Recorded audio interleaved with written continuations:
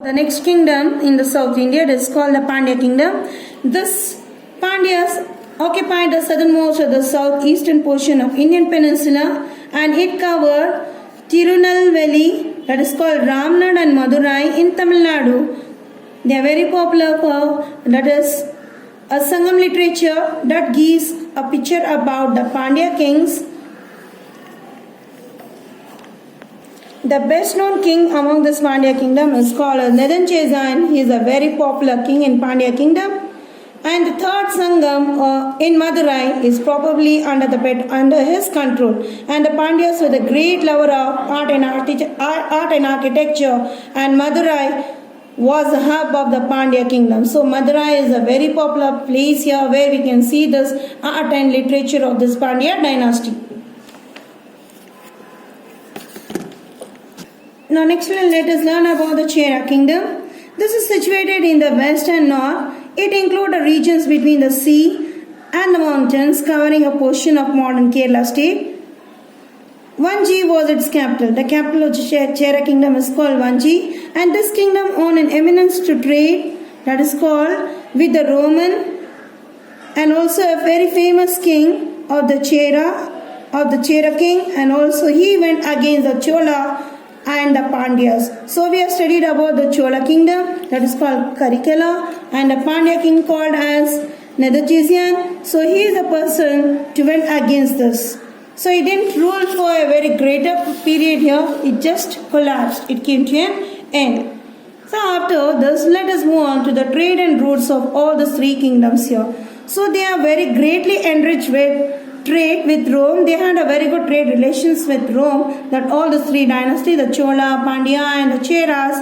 The Romes are the chief customer for the South Indian. They are very fond of purchasing the good from India like spices, textiles, precious stones, birds, usually peacocks. They are very fond to buy it, and also animals like bears and monkeys. The market of Rome were full of Indian luxury goods. So these Rome people, they came for India, they started to buy all these things here, and this Roman people were enough of rich to have Indian goods. And the Roman ships came from where they were sailing it. They were sailing from Red Sea across the Arabian Sea to the Malabar coast and sail up to the Straits of Mannar to the east coast. So they are the single people to have a very good trade with South Indian kingdom. And next is called the foreign inventions here. The foreign inventions, the Mauryan Empire broke up many kingdoms after the death of Ashoka. We know Ashoka was a very great conqueror.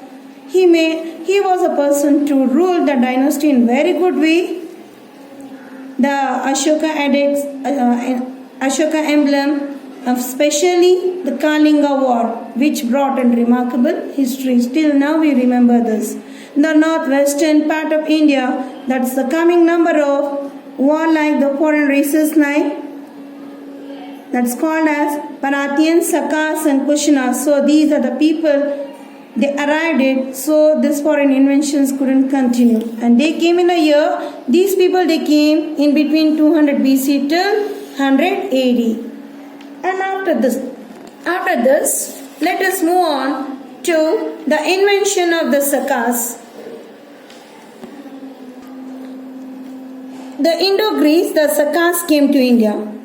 They are the people that they came to India and captured a large part of India, and then the Greeks. First they entered, then the Greeks entered to India. They came to Western India, that is to Sindh and Saurashtra, and finally they settled down in Kathiawar and Malwa. When they came here, they selected these two places and they remained over here.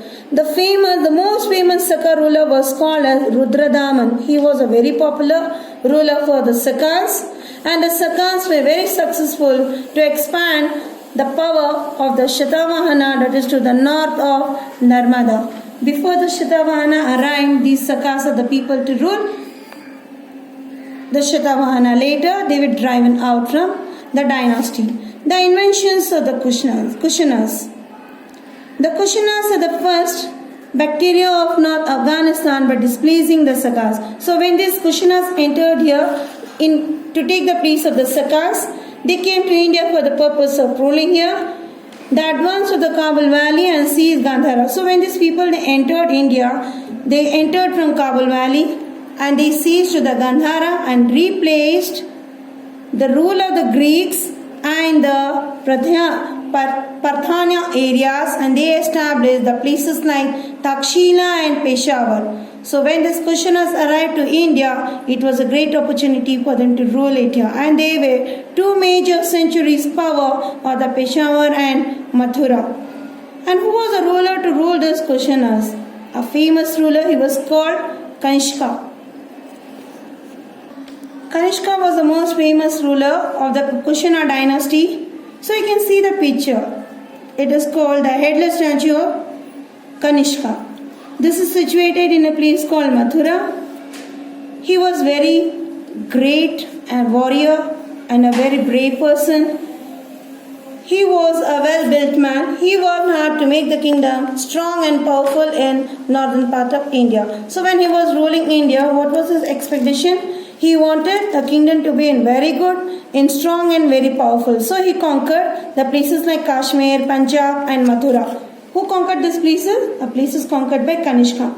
And his real fame rests upon the wholehearted, the patronage gave him to Buddhism. So he struggled to bring a great, in a sense, a strong and powerful to the northern part of India, and later he worked towards Buddhism. He organized Buddhist council in Kashmir, and the doctrines of Mahayana, that's form of Buddhism, were finalized here. So he started to give the teachings of Buddhism, that is the doctrines of Mahayana. And Kanishka was also a great patron of art and the Sanskrit language. So this Kanishka, when he was ruling, he was a very great lover of art and also very fond of literature writing in Sanskrit. And let us come here to the art of this Kanishka, Kushanas. A Greek sculpture that was brought to the North India, that is from Western Asia. Many Indian craftsmen, especially from northwestern frontiers. In India, what type of style they were using it, it's called the Gandhara, and that influenced a new style of sculpture. And they adopted the style with local influence and gave a new awakening, a kind of art that is to the images of Buddha were made in Greece, Rome, etc. And this was a new style art that is called as a Gandhara style here. They were different images of Buddha and they titled as Gandhara style here, where some they gave in different in the sense of imagination of their picture here, and different pictures when they put up here making of the idols, and they titled this is called as an Gandhara art here. The Mathura school art that was a result of the Gandhara art here. When they observe this enormous pictures of Buddha everywhere, and they mentioned this is called a Gandhara art school. It's very popular, where we can observe the different pictures of Buddha here, where he is giving up preachings for the people, where the followers are sitting and listening. He is in great meditation. So different images of Gautama Buddha. A famous specimen of this art is example, it's called the headless statue of Kanishka that is found in Mathura. Now let us move on to the exchange of ideas. The new ideas on religion, that is for the art and science.